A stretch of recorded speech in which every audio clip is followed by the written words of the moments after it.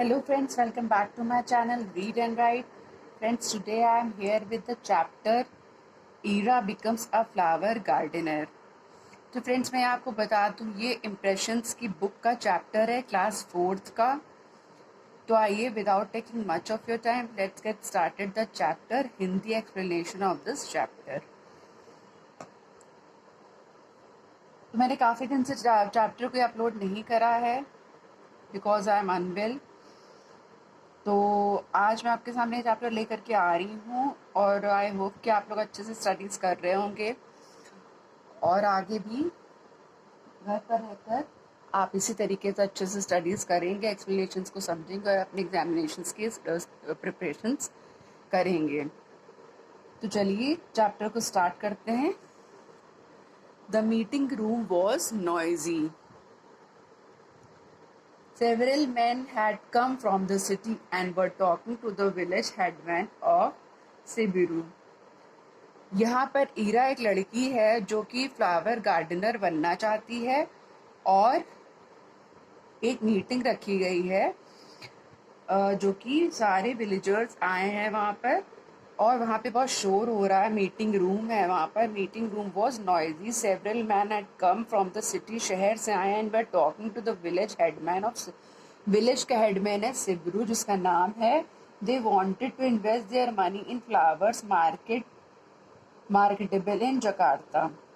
वो फ्लावर्स में इन्वेस्ट करना चाहता है, नया काम करना चाहता है. देयर वर फार्मर्स टू, और कुछ किसान भी हैं. फ्रॉम सेवरल विलेजेस, बहुत से अलग अलग विलेजेस से फार्मर्स भी आए हैं, किसान भी आए हैं. Who had to be given some guidance as they had no experience in growing flowers.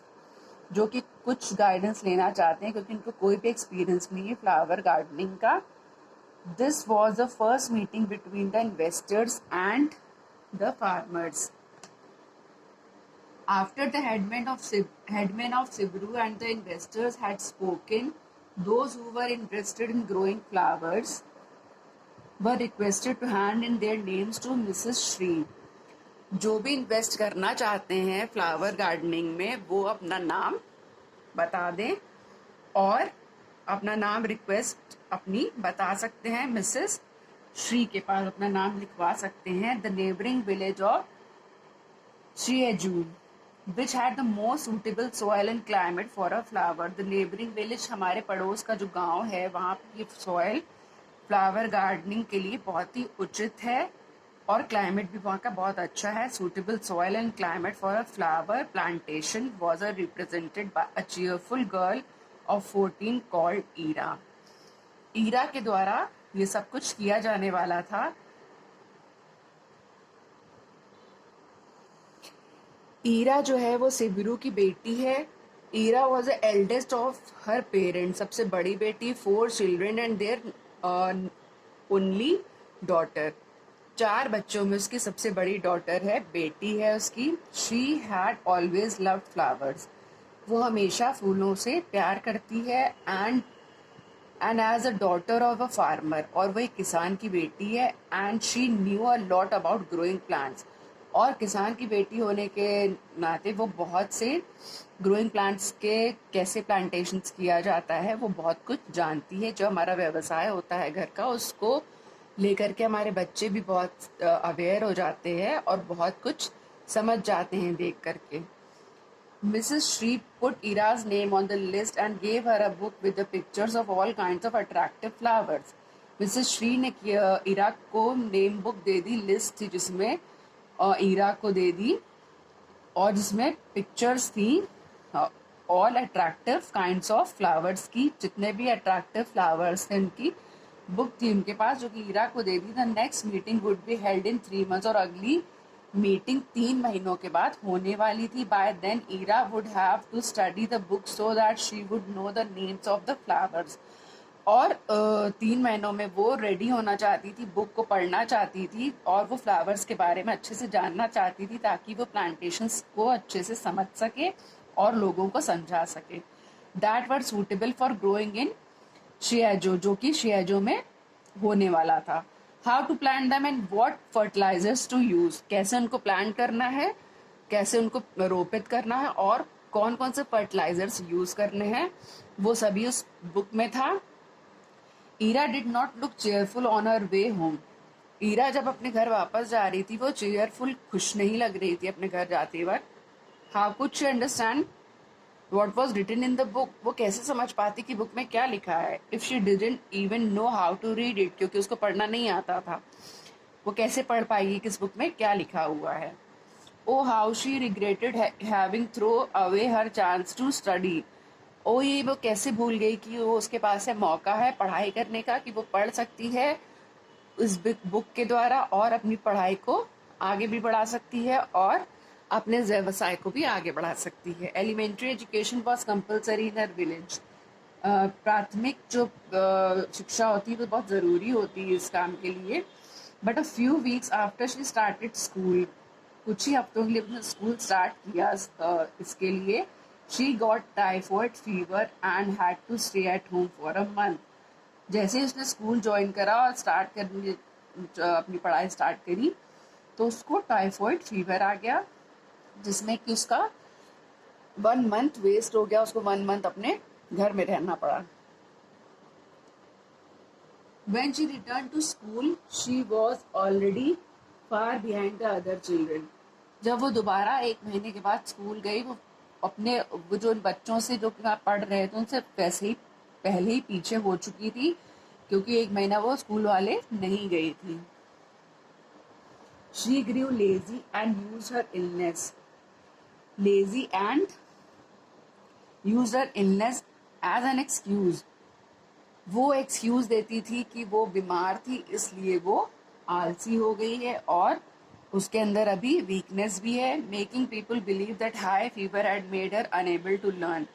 और लोगों को विश्वास हो गया कि बहुत ज़्यादा टेम्परेचर, जब बुखार उसको आया, वो जब अनवेल थी वो, इसलिए वो पढ़ने के लिए अनेबल थी, लर्न करने के लिए, कुछ भी पढ़ने के लिए तैयार नहीं हो पाई। She spend most of the time drawing pictures and stop attending school all together. वो अपना अधिकतर समय ड्राइंग पिक्चर्स को ड्रॉ करने में निकालती थी और स्कूल को अटेंड करना उसने बंद कर दिया था। जब भी हमें इस तरीके की कोई भी बीमारी लग जाती है तो डॉक्टर हमें सलाह देते हैं कि हमें घर पर ही रहना चाहिए और प्रिकॉशनरी हमें रेस्ट करनी चाहिए। तो ऐसा ही उसने भी किया। That night Ira couldn't sleep. उस रात ईरा सो नहीं पाई। Her thoughts were far away in a rose plantation. उसके जो विचार थे वो बहुत ऊंचे ऊंचे थे। वो सोच रही थी कि रोज प्लांटेशन को सीख ले। उसका एक ड्रीम था गार्डनर बनना। The next morning she was tired and irritable. अगले अगले दिन वो बहुत ही थकी हुई थी और इरेस्टेबल महसूस कर रही थी, अपने आप में थकावट महसूस कर रही थी। The whole family was worried. उसका पूरा परिवार बहुत ही चिंतित हो गया उसको देख करके। Was it because she had to go all by herself? Her father asked himself, but she knew that I had to attend an important meeting to discuss.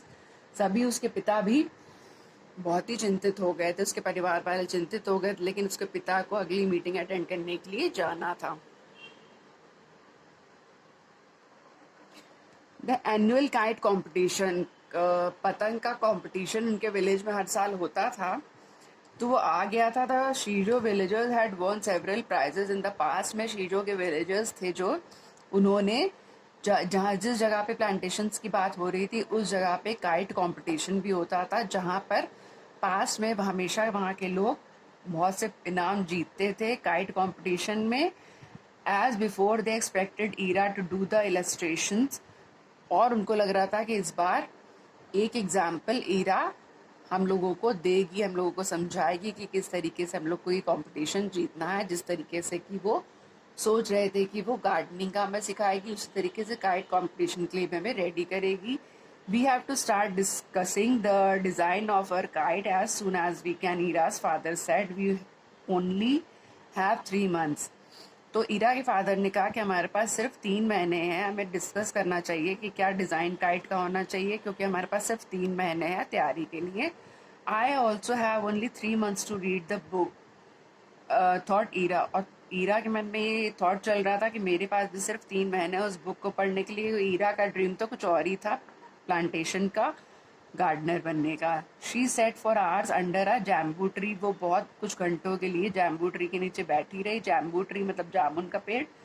Steering at the blue sky, और नीले आसमान को घूरती रही। If she succeeded in this business she would be able to see and smell roses every day. और वो सोच रही थी अगर इस बिजनेस में, वो इस व्यवसाय में अगर वो सक्सेस हो गई तो वो रोज अपने रोजेस को, गुलाब की खुशबू को स्मेल कर पाएगी। She smiled and then became an again, और वो ये सोचकर मुस्कुरा रही थी again and again. Oh how can I grow roses if I do not know how to take care of them. मैं ये कैसे कर पाऊंगी अगर मुझे ये नहीं पता होगा कि मैं उनकी केयर कैसे करूंगी। अगर मैं उस बुक को नहीं पढ़ पाई या मुझे कुछ भी नहीं आता होगा तो मैं कैसे उनकी टेक केयर कर पाऊंगी। If only I could read that book she sighed. मेरे पास सिर्फ एक ही ऑप्शन है कि मुझे उस बुक को पढ़ना ही होगा। In the afternoon her friends came to talk about the kite, और आफ्टरनून दोपहर में उसके दोस्त आए और पतंगों के बारे में बात करने लगे। बट ईरा बिकेम एंग्री, और ईरा लेकिन गुस्सा हो गई। I don't want to help you, उसने कहा कि मैं तुम्हारी मदद कुछ नहीं करना चाहती हूँ। शी शाउटेड, और गुस्सा होकर चली गई। गो अवे, चले जाओ यहाँ से, उसने अपने मित्रों से कहा।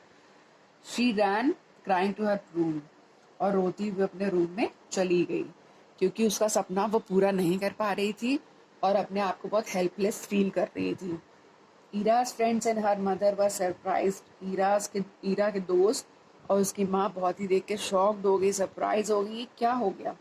हर mother followed Ira into her room, और उसकी माँ ने उसको फॉलो किया उसके रूम तक, ईरा ईरा के रूम तक। When she saw the book of flowers on the table, उसकी माँ ने फ्लावर की बुक को टेबल पे रखा देखा। शी अंडरस्टूड एट वंस, वो तुरंत ही सब कुछ समझ गई कि ईरा के साथ क्या चल रहा है। Back in the sitting room she faced Ira's friends, Ira is in trouble, और उन्होंने ईरा के जो मित्र थे उनको समझाया कि ईरा इस समय परेशानी में और तुम लोग को उसका साथ देना चाहिए। She told them she needs your help to make her dreams come true, और तुम्हें उसके सपने को सच करने के लिए उसकी मदद करनी चाहिए तुम लोगों को। Will you teach her to read, क्या तुम लोग उसकी मदद करोगे पढ़ने, जो पढ़ नहीं पा रही, रीड नहीं कर पाती है, क्या तुम उसकी मदद करोगी कि वो उस बुक को रीड कर पाए। दे एग्रीड, सभी लोग सहमत हो गए। इमीडिएटली, तुरंत ही सभी लोग सहमत हो गए। And it was decided that Ira's best friend Sari would teach her to read and write. Channel का ही नेम है रीड एंड राइट। उसका जो फ्रेंड सारी था वो तुरंत ही तैयार हो गया कि मैं उसको पढ़ना और लिखना सिखाऊंगा। The next morning Sari came to have a chat with Ira, और अगले ही सुबह वो आया और उसने उससे ईरा से बातें करी। This is unbearable because I can't read, ये अब असहनीय है, ईरा ने कहा उससे कि मैं पढ़ नहीं सकती हूँ। I can't read, I won't be able to have that flower plantation I always dreamed of, Ira cried. मैं फ्लावर प्लांटेशन नहीं कर पा रही हूँ जिसका कि मैं हमेशा से एक ड्रीम देखती थी, मेरा एक सपना था जो मैं अपना सपना पूरा नहीं कर पा रही हूँ। Don't be sad Ira, I am going to help you. तुम उदास मत हो, तुम सैड मत हो, तुम दुखी मत हो, मैं तुम्हारी मदद करने के लिए तैयार हूँ। I am going to teach you every day until you are able to read and write. मैं तुम्हारी तब तक मदद करूंगा जब तक कि तुम पढ़ना और लिखना सीख नहीं जाती हो। यू मीन इट, क्या तुम ऐसा सच कह रहे हो? क्राइड ईरा ने उससे पूछा, उसको विश्वास नहीं हो रहा था। Oh but we only have 3 months, लेकिन हमारे पास सिर्फ 3 महीने हैं। 3 months time and I am expected to help in making the kite. Let's forget the kite for the time being, knowing your talent you won't need much time to make the design। इस समय चलो कुछ समय के लिए kite making को भूल जाओ और अपने टैलेंट की ओर ध्यान दो। You won't need much time to make the design, why not concentrate on your lessons first. अपने लेसन्स की ओर पहले ध्यान दो, जो कि तुम्हारा ड्रीम है फ्लावर प्लांटेशंस का, उनकी ओर पहले ध्यान दो। इस बार के लिए काइट डिजाइन के बारे में भूल जाओ टाइम बीइंग के लिए।